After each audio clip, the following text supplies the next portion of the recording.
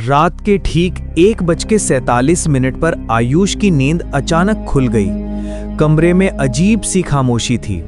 पंखा चल रहा था, लेकिन उसकी आवाज भी हल्की लग रही थी, जैसे कमरे में हवा ही नहीं बची हो। वो करवट लेकर फिर सोने ही वाला था कि ऊपर से धीमी धीमी चालों की आवाज आई। ठक ठक ठक। उसके घर की छत पर कोई चल रहा था, लेकिन 3 महीने पहले ही उस पुरानी 2 मंजिला बिल्डिंग की छत का दरवाजा जंग खाकर बंद हो चुका था। कोई आदमी ऊपर जा ही नहीं सकता था। आवाज रुक गई और अगले ही पल पूरे कमरे की खिड़कियां ऐसे हिलने लगी जैसे कोई बाहर से जोर जोर से धक्का मार रहा हो। आयुष डरकर उठ गया। कौन है? उसकी आवाज कांप गई। जवाब में सिर्फ वही आवाज, ठक ठक ठक। लेकिन इस बार छत नहीं, दीवारों के अंदर से। आयुष दीवार के पास गया और कान लगाया।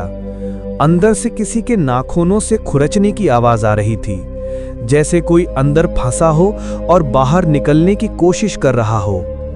अचानक कमरे की लाइट झपकी और बंद हो गई। अंधेरा, सिर्फ खुरचने की आवाज तेज हो रही थी। आयुष ने मोबाइल की टॉर्च ऑन की। रोशनी सीधी कमरे के कोने पर पड़ी, जहां दीवार में एक छोटा सा क्रैक दिख रहा था। क्रैक बड़ा होने लगा अपने आप, और उसमें से काली काली उंगलियां बाहर निकलने लगीं। लंबी, टेढ़ी, इंसानी नहीं लगने वाली। आयुष डर के मारे पीछे हट गया, लेकिन उतने में आवाज बंद हो गई, उंगलियां गायब, दीवार फिर पहले जैसी। वो घबराकर दरवाजे की तरफ भागा, लेकिन दरवाजा नहीं खुला। पीछे से फुसफुसाहट आई, तूने दरवाजा बंद किया था, अब मैं बाहर आ गई हूं। आयुष ने धीरे धीरे पीछे देखा। कमरे के बिल्कुल बीच में दीवार पर एक काली सी परछाई खड़ी थी। 4 पैर, झुकी हुई गर्दन और आंखें बिल्कुल लाल, जलती हुई। और अगले ही पल वो परछाई चारों तरफ फैलने लगी, जैसे पूरा कमरा निगल जाए। उसके बाद आयुष की चीख किसी ने नहीं सुनी। अगली सुबह लोग सिर्फ इतना जानते थे कि उसका कमरा अंदर से बंद था और दीवार पर उन्हीं लंबे नाखूनों के निशान थे जहां से कोई चीज बाहर आई थी या शायद वापस चली गई थी। आयुष के गायब होने के 2 दिन बाद उसकी बिल्डिंग में रहने वाली रिया को रात में उसी तरह की आवाजें सुनाई देने लगीं। ठक ठक ठक। लेकिन इस बार आवाज छत से नहीं, उसके बेड के नीचे से आ रही थी।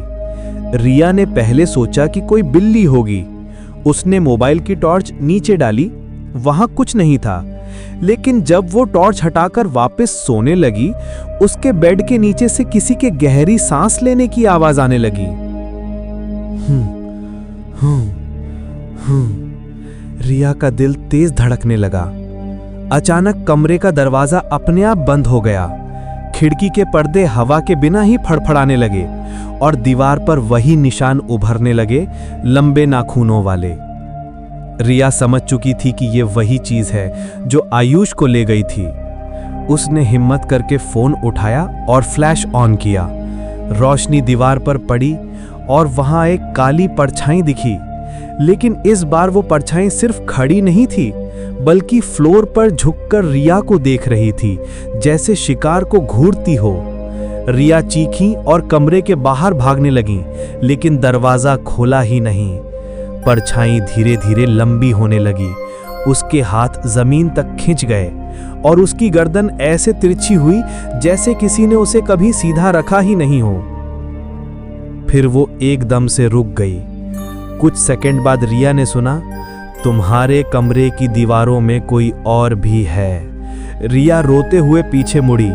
परछाई गायब, लेकिन दीवार के अंदर से धीरे धीरे आवाज आने लगी, बचाओ।